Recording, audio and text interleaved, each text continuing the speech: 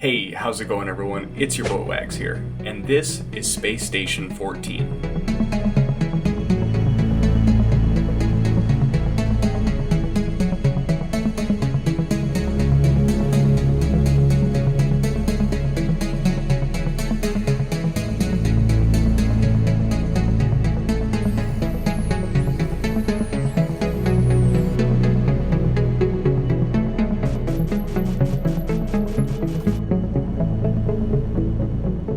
Welcome to the station crew. Enjoy your stay.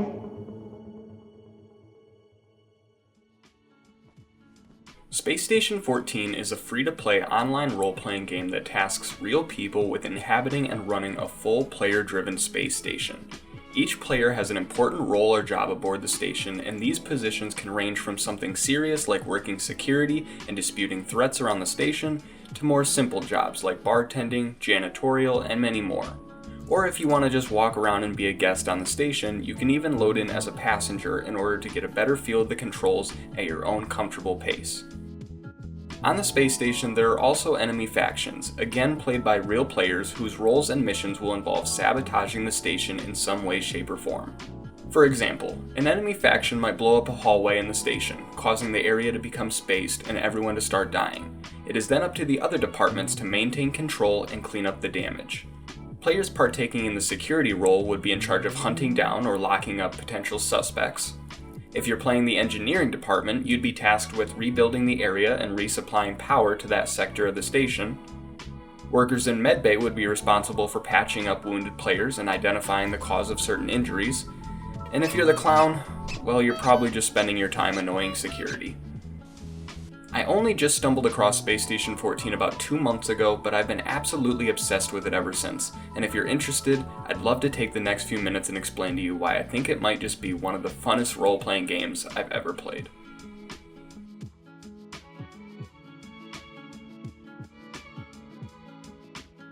No two rounds in Space Station 14 are the same, thanks to multiple different station maps, tons of jobs to pick from, and what makes the game the most unique in my opinion, complete player control. What I mean by this is that there is essentially a real-life economy being run on these stations, and every player is a piece of the puzzle that keeps it working. Let me give you another example.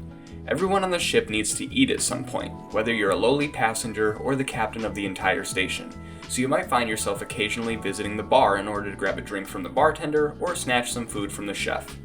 The chef is also a player, and depending on what they want to cook, they might need to get some key ingredients from the botany department. Botanist players would then need to grow this ingredient, or maybe they don't have access to the seeds. In this case, they would need to go talk to the players running the cargo department and see if cargo would be willing to order them some. Now, I'll admit that this is pretty far-fetched because, again, you're dealing with real people, so a more likely scenario is the botanist just tells the chef to F off and they'll grow whatever they please. This is just one small example of the chain of command that keeps departments and, more importantly, the station all in working order, at least until it all comes crumbling down and the only choice left is to head for the evac ship. The emergency shuttle has docked with the station.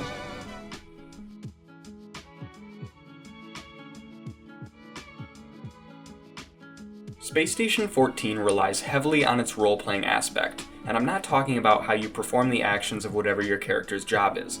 I'm talking about putting yourself in the shoes of the character, acting, improvising, and performing in a way that represents your character but also keeps the game interesting. Even in the low roleplay servers, players will take it upon themselves to improvise backstories and accurately stay in character. You might hear a passenger talking about how rough their trip to the station was, or you might see the captain doing a checkup with their security officers. If you're trying to learn a new department, you wouldn't say, "Hey, I'm new to the game, can you teach me?" You'd instead say something like, "Hey, it's my first day on the job," or "This is my first shift, I'm new, can you show me around?" It's important to stay in character. Roleplay, along with complete player control, gives ways to so many opportunities, to the point where half the fun is just playing into other people's stories, conversations, and just seeing where things are going to go next.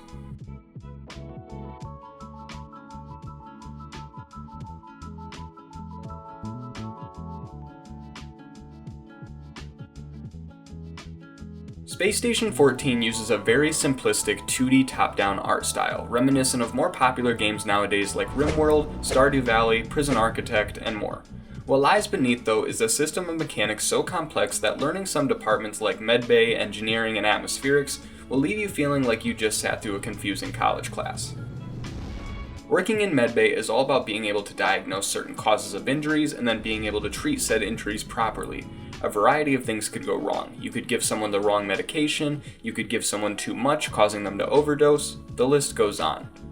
Working in engineering is all about ensuring safe and constant power to the station. Without power, the station can't run and departments start to crumble.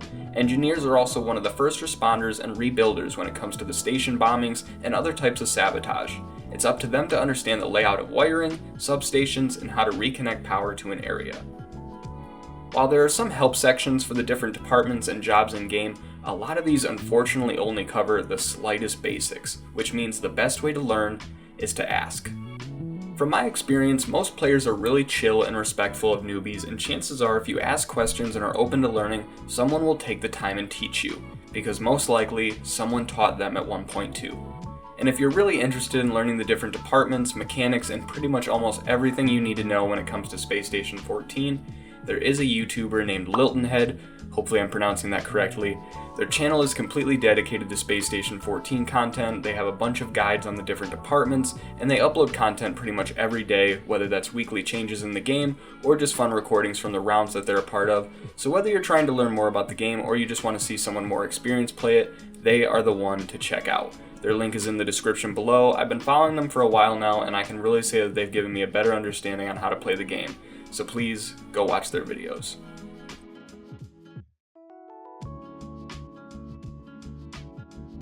A unique aspect of the game, and something I think really helps add to the enjoyment, is that a new player can't come in and immediately play an important role. You can't play captain of the station unless you dedicate a lot of time to learning the other departments first. You can't be chief engineer or chief medical officer until you've worked your way up from the bottom. You need a certain amount of playtime before you can start taking on bigger roles with more responsibilities. In the beginning, you'll have access to plenty of bottom-level roles and easier staff jobs. Maybe work as a janitor for a little bit, learn the layout of the station, and then next time try being a technical assistant and learn engineering. Whatever you choose to do, just remember that certain people might eventually depend on you. So as much as it is a game and it's fun to play, it's also important to take your role seriously and be a good role model for others trying to learn as well. Remember that the people in positions above you are probably managing more and have a lot on their plate, so be thankful when someone takes the time to teach you.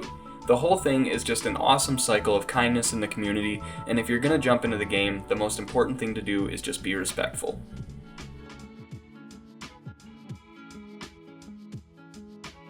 A single round in Space Station 14 can last anywhere between 20 minutes to as long as 2 hours, which unfortunately is probably a big concern for some of you who only have a certain amount of time in the day for gaming. I'm in that same boat where I've hesitated jumping into matches because I truly don't know if my next 2 hours are going to actually be free from distraction. So what dictates the end of the round? Well, this can happen a couple of ways. Like I said in the beginning, there's always some sort of hidden enemy faction tasked with destroying the station. If this happens, if they're successful in their missions, they will win the game and end the round.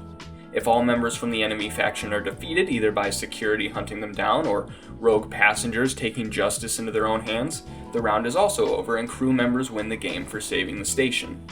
Another way to end the round is for the captain to call the emergency evac ship. The emergency shuttle has been called. This is essentially a last resort. The emergency shuttle will usually be called if life can no longer be sustained on the station. Maybe one of the main power generators exploded and power can no longer be restored. Maybe one of the botanists accidentally grew an all-consuming plant that engulfs the entire station. Either way, the emergency shuttle is everyone's last chance to hightail it and get out alive. Once the shuttle takes off and arrives at a safe destination, the round is over.